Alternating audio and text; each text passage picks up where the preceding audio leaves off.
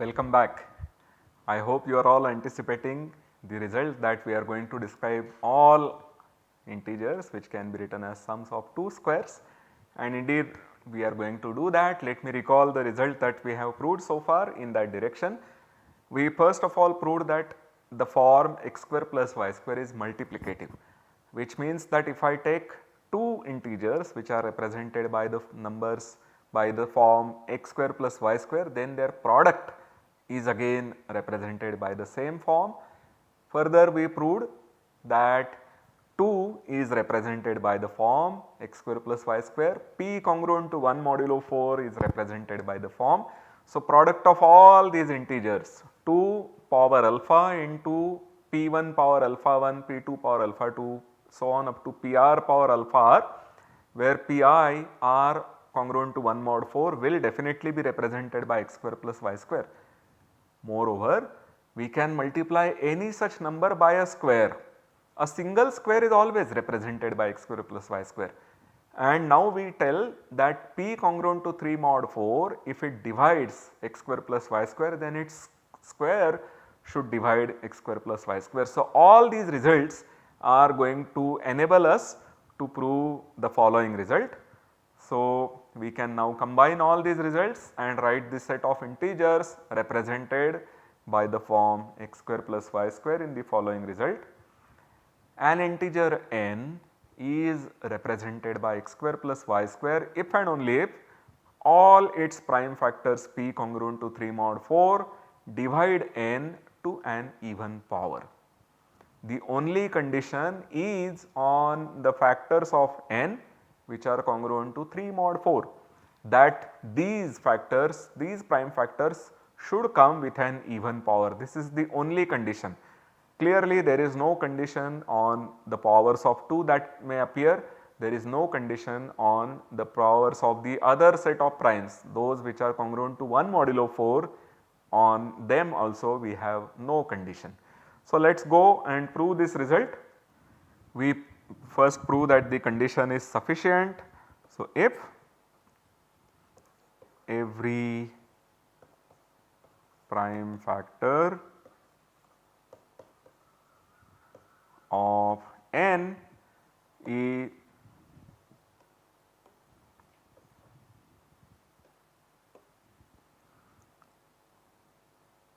p congruent to 3 mod 4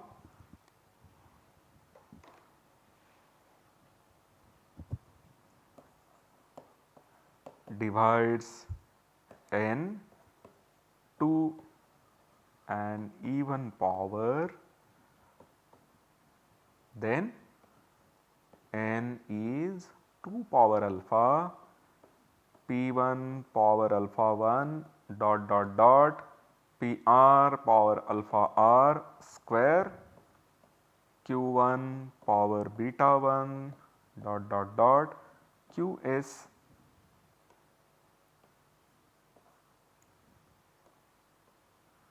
power beta s, where pi are congruent to 3 mod 4, qj's are congruent to 1 modulo 4.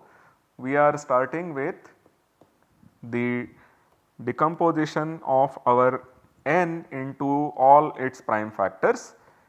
The prime factors may be 2, they may be 1 mod 4 or they may be 3 mod 4. The prime factors which are 3 mod 4 have to come with an even power. Therefore, we have the following description.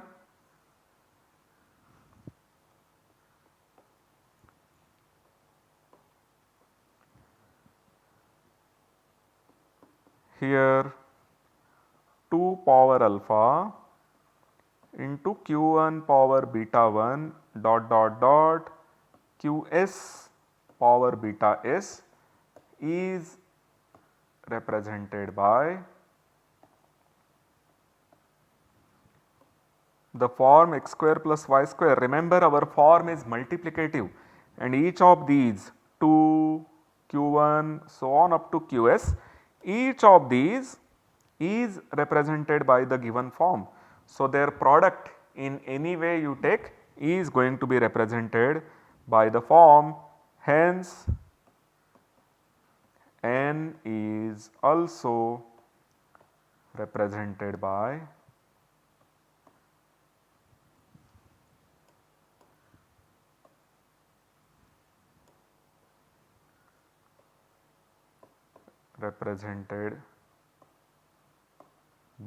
it. So, because n is nothing but a square into this quantity.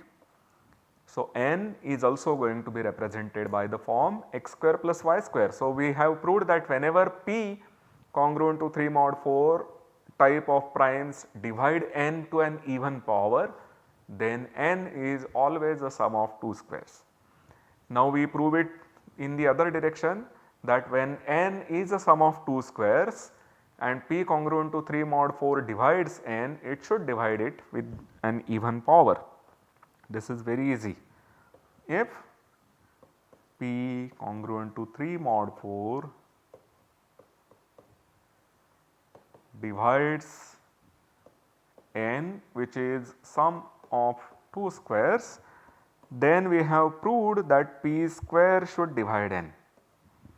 This is something that we have already proved, and we have also proved that p should divide a and p should divide b.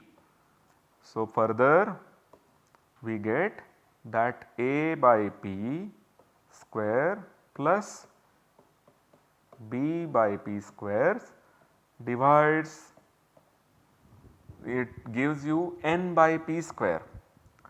N by p square is a natural number. So, now we consider this number n by p square. If p again divides it, then we have, if p divides n by p square, then its square should divide n by p square, and then by induction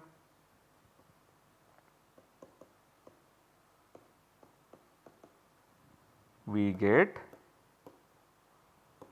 that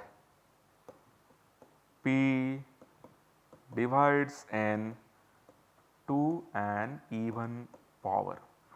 We are reducing the numbers that are represented by a square plus b square in each step. If p divides n, we have p square dividing n. So, we will look at n by p square. If p divides this number, then p square should divide this number. So, we will look at n by p power 4. These numbers are slowly reducing and ultimately p will stop dividing these numbers, and therefore, we will have that p power 2r divides n. This is done for every prime p congruent to 3 mod 4, and therefore, we have that whenever n is a sum of 2 squares, then a prime p congruent to 3 mod 4 will divide n only with an even power. This gives a complete description, as we have written in the last slide. We have that n equal to a square plus b square are of the form where 2 is allowed to come with any power, primes which are congruent to 1 mod 4 they are allowed to come with any power, the primes which are congruent to 3 mod 4 they should come with an even power. This is the only condition which will now determine the whole set of integers which are sums of 2 squares for us completely. This gives the complete answer of forms which are represented by the numbers which are represented by the form x square plus y square.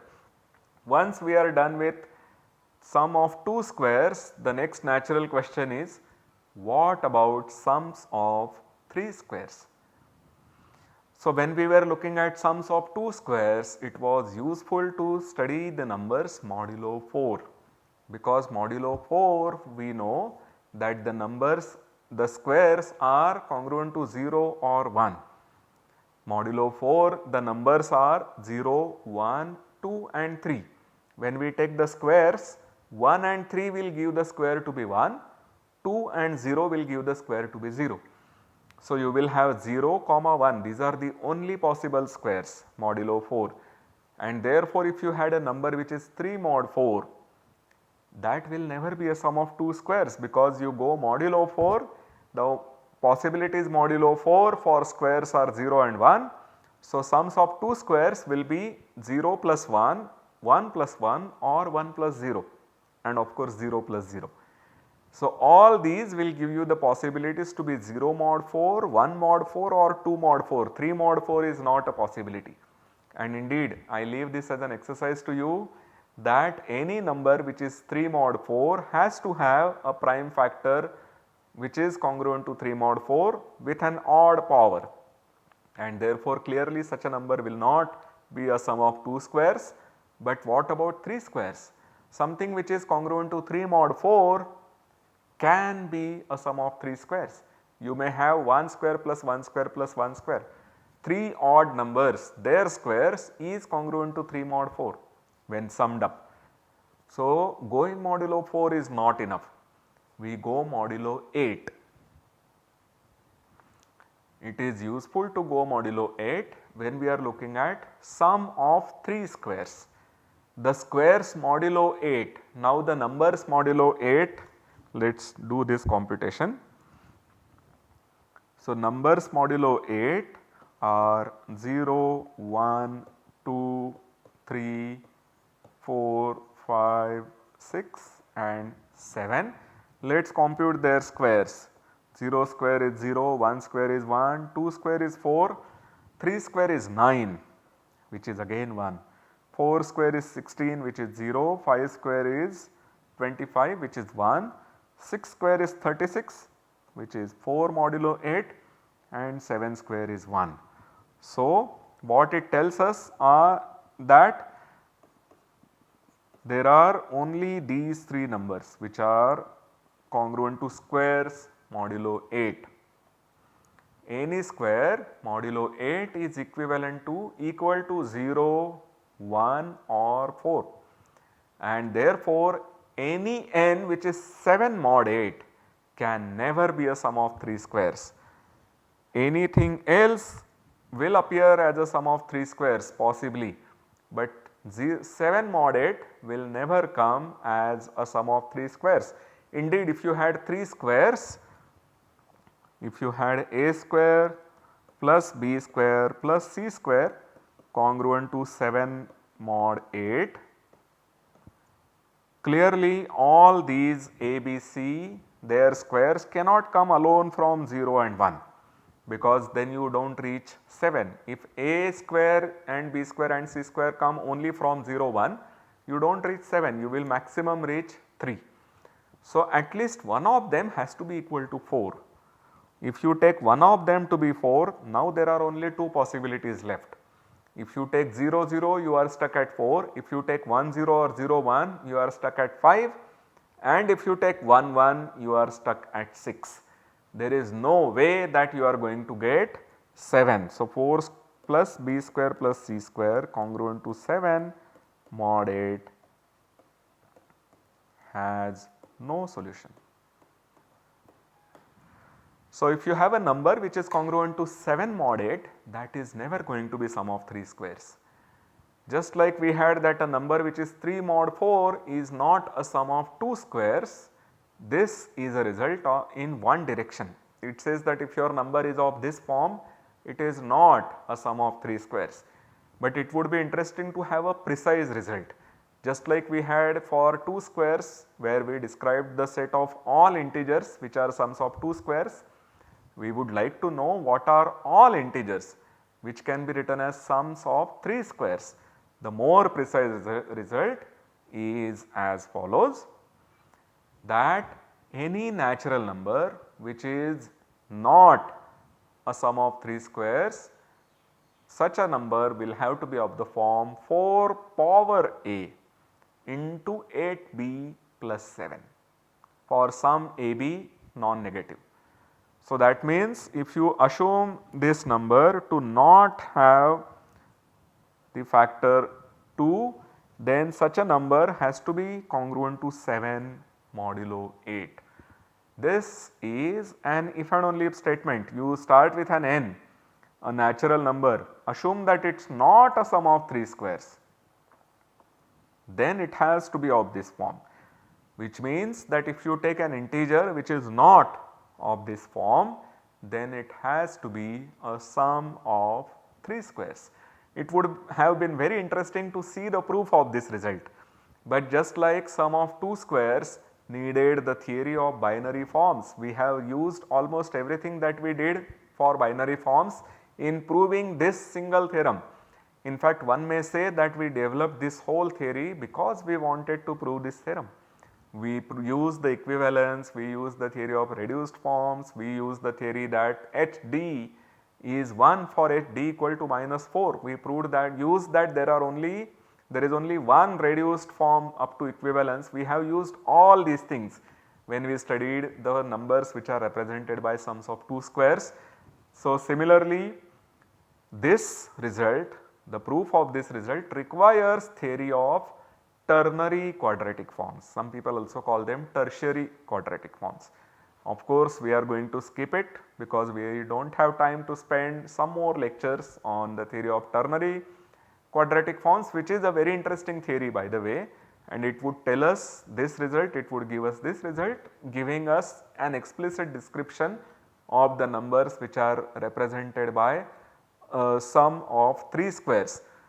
I should tell you that one important component in the representation for numbers of the form x square plus y square was that the form x square plus y square was multiplicative. That is no longer true. You may have 3 numbers, you may have 2 numbers which are both sums of 3 squares, and you may wonder whether the product is also a sum of 3 squares. That may follow from the description that we have here, but otherwise just by looking at the forms we do not have that result. That means it is not necessary that 2 numbers which are sums of 3 squares have the property that their product is also a sum of 3 squares. So, we are not going to study this. On the other hand, we are going to study the theorem which is one step further, which is Lagrange's theorem. We will however prove that every natural number is a sum of 4 squares. This interesting result was proved by Lagrange in 1770. It was stated earlier by other mathematicians, but Lagrange seems to be the one who gave the proof for the first time, and so we know it as Lagrange's theorem, which says that every natural number n is a sum of 4 squares. And just as we proved that the form x square plus y square is multiplicative while determining the set of integers which are sums of 2 squares, here also we have the property that this form x square plus y square plus z square plus w square is multiplicative. By this I mean that if we have,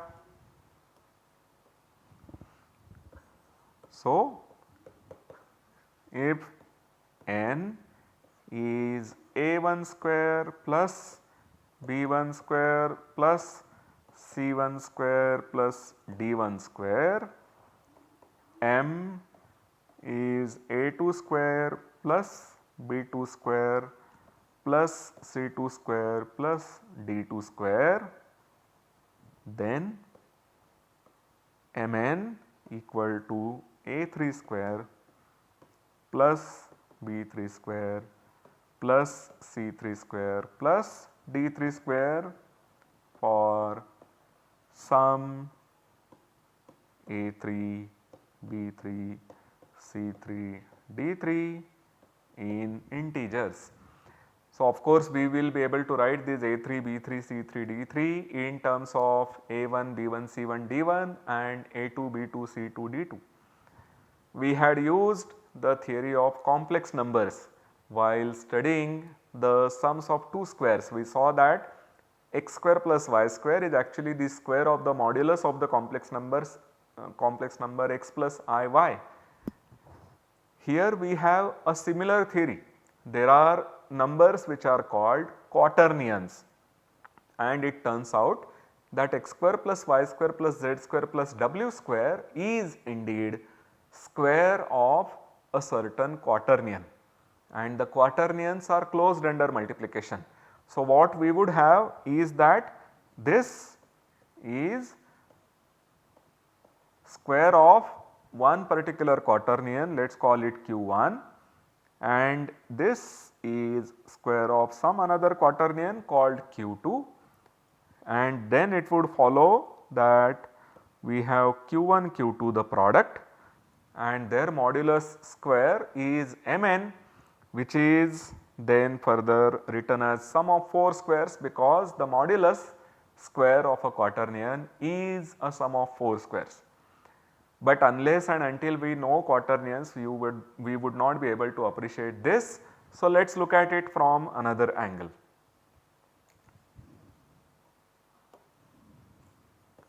Consider the matrix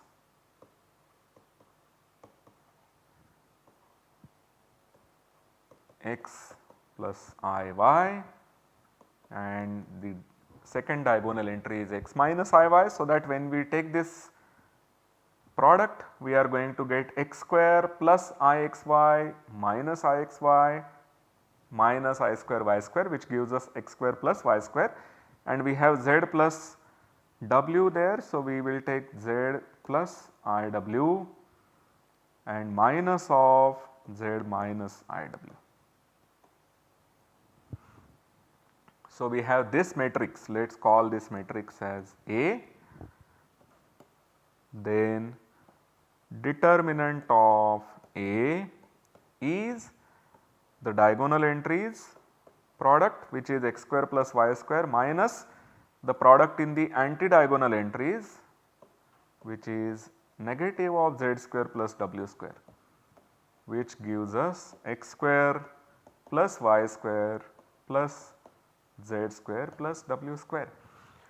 So, we have noticed that the matrix of this particular type has the property that its determinant is equal to sum of 4 squares, where those 4 entries are nothing but the real part, imaginary part, real part and imaginary part in the first row. The only thing now that we have to understand is that whenever we take such a matrix, so let me write this matrix once again for you. So, I will call this matrix by alpha and alpha bar here, because if you have the complex number here to be alpha, this number is its complex conjugate. So, you have alpha alpha bar, here I have another complex number beta, then I have negative of beta beta bar. So, our matrix is of the form alpha beta minus beta bar alpha bar. We are looking at the set of these matrices where alpha and beta come from complex numbers. We claim that this is closed under multiplication.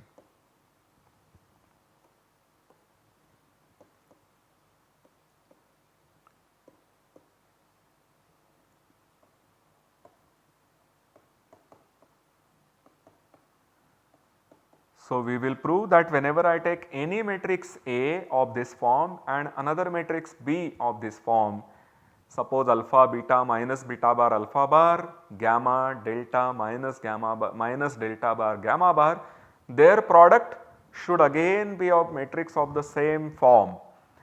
If you have this property, then it will be clear that the A square plus B square plus C square plus D square, which is determinant of one such matrix, into some another say x square plus y square plus z square plus w square, which is determinant of another such matrix, will again be determinant of their product, which is again of the same form, and so the determinant is going to be a sum of 4 squares once again.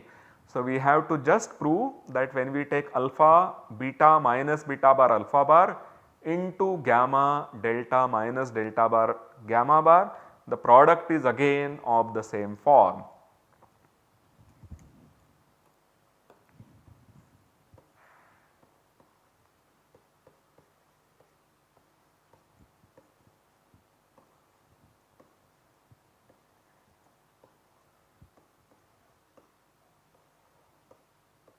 we will simply compute this product of matrices. We get it to be alpha gamma minus beta delta bar minus gamma beta bar minus alpha bar delta bar alpha delta plus beta gamma bar and minus delta beta bar plus alpha bar gamma bar.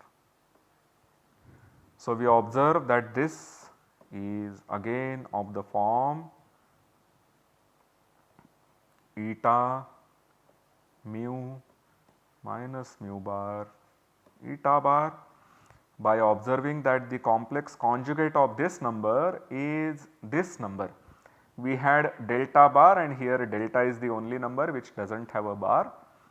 Here gamma is the only thing which has a bar and here gamma is the only thing which does not have a bar. We will take the bar which will give us alpha bar, delta bar plus beta bar gamma and then we multiply by -1 because we want to get this as minus of mu bar where mu is equal to this quantity. So, we have therefore proved that whenever I take any two such matrices, their product is again of the same form and this proves that if I have a1 square plus b1 square plus c1 square plus d1 square, I will write it as determinant of the matrix A. To that I multiply by the number a2 square plus b2 square plus c2 square plus d2 square, which I write as the determinant of the matrix B. I will then compute the matrix C, which is again of the same form which we have proved here, write its determinant here which gives us a3 square plus b3 square plus c3 square plus d3 square. So, the form x square plus y square plus z square plus w square is multiplicative. We have not developed the theory of the quaternary quadratic form. So, we are not going to use any theory, but Lagrange's theorem is a beautiful theorem. It uses one method called the method of descent. Our proof uses the method called method of descent, where we will prove that once you start with a prime which is represented by, which we want to be proved to be represented by this form, then a multiple of the prime is represented by this form and we will reduce that multiple slowly so that that multiple becomes 1. Once again, because the form is multiplicative, all you have to prove is that all primes are represented by this form. It is easy to see that 2 is represented by this form. The prime 2 is represented by this form and that is a very simple proof. We have that 2 is 1 square plus 1 square plus 0 square plus 0 square, that is it. So, 2 is represented by this form and now the only thing we need to do is to show that every odd prime is represented by this form, which is x square plus y square plus z square plus w square. We will prove this in the next lecture. So, see you until then. Thank you very much.